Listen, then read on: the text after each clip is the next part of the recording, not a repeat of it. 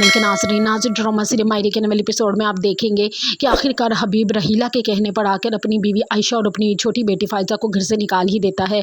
और दूसरी तरफ घर ऑफिस की जो फाइल गुम हो चुकी है, अभी तक उसका कोई भी सुराग नहीं मिला। इसकी वजह से भी घर का माहौल बहुत टेंस है और इन सब बातों की वजह से फ़ाकिर की दादी की तबीयत बहुत ख़राब हो जाएगी और फ़ाकिर और उसकी माँ और ऐनी दादी की तबीयत ख़राब होने की वजह से वो शदीद परेशान होंगी। दूसरी तरफ आप देखेंगे कि दादी सब घर वालों को बुलाएगी और उनसे बात करेगी कि जब से इस घर में ज़हीर का इंतकाल हुआ है तब से इस घर में एक तमाशा सा लगा हुआ है।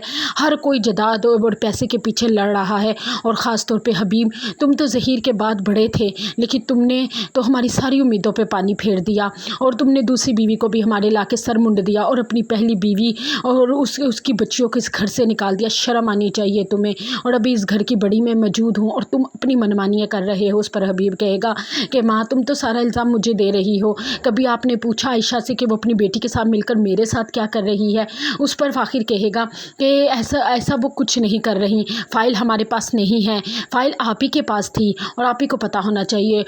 और ये रही अकाउंट की फ़ाइल, इसमें पूरे 10 लाख का घपला है और इसकी डिपॉजिट चिट मुझे आप ही की जेब से मिली है और ये भी आप कहें कि झूठ है। फ़ाकिर की बात सुनकर उसके चाचू हबीब को गुस्सा आ जाएगा और कहेगा कि तुम इतने बड़े हो गए हो कि तुम मुझसे सवाल जवाब करोगे।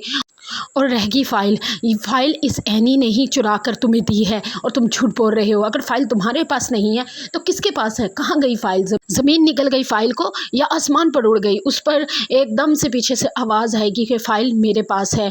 और जब सब मुड़ के देखेंगे तो पीछे साइका खड़ी होगी और साइका आकर ये फ़ाइल फ़ाकिर के हाथ में रख देगी और कहेगी कि फ़ाकिर इस फ़ाइल पे सिर्फ तुम्हारा हक है, ये तुम्हारे बाप की मेहनत की खून पसीने की कमाई का कारोबार है और इस पे सिर्फ़ और सिर्फ तुम्हारा और तुम भाभी आपका हक है और हमारे पे तो हमारे भाई का बहुत एहसान है और ना तो इस फ़ाइल पे हबीब भाई का कोई हक है और ना ही मेरे मियाँ सरफराज का, और हमें माफ़ कर देना भाभी।